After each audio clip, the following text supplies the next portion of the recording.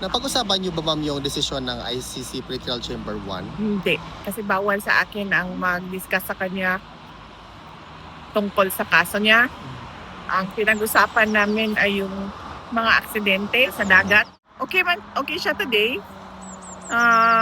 Nag-snacks kami habang nagkukwentuhan and madami kami napag-usapan.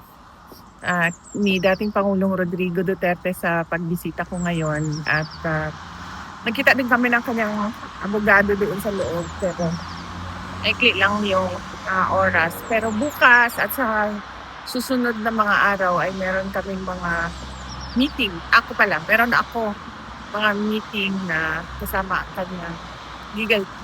Lalong-lalo na ngayong araw na ito dahil hindi maganda yung balita sa kanyang kaso at nandito kayo para magbigay ng moral support sa kanya. Sigurado ako na may kwento yon ng abogado niya na pumasok ngayon doon si Atty.